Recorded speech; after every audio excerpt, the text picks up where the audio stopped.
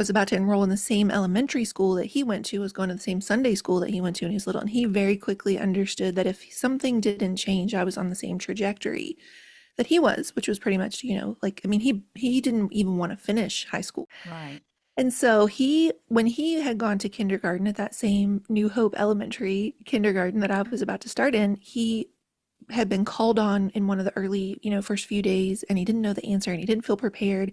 And the kids all laughed. And for him, that one experience, this is just like, this kind of gets into underestimated and how, like, the labels we wear and the thoughts we have in our head can shape our whole existence. But that one experience told him that he was dumb, that he was a stupid person. He was not a good student.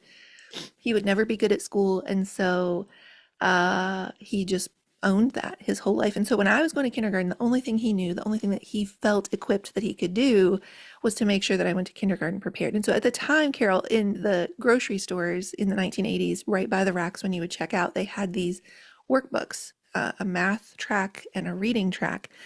And I Mhm. can still remember the cover of them. It was like dot matrix printing, where they would use like letters and numbers to create pictures. And it was Uh-huh. this little boy's face made out of like dollar signs and X's and whatever. And they made them for each grade. And so he got me the kindergarten reading and the kindergarten math. And we did that workbook. I did that workbook and he made sure that I had done it. He didn't necessarily feel like he could teach me what was in it, but he made sure I did it.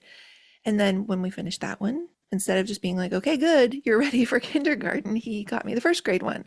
And then when that finished, we got the second grade and the third grade and the fourth grade. And by the time I started kindergarten, I was in a fifth grade math level and a sixth grade reading level. Wow. And when you go into a situation like that, talking about those labels, and you are that far prepared, that far advanced, you get labeled as smart Mhm. and gifted, and they wanted to skip me in some grades. And I am very thankful my parents didn't allow that, because it meant that I kind of stayed ahead of the curve Yeah.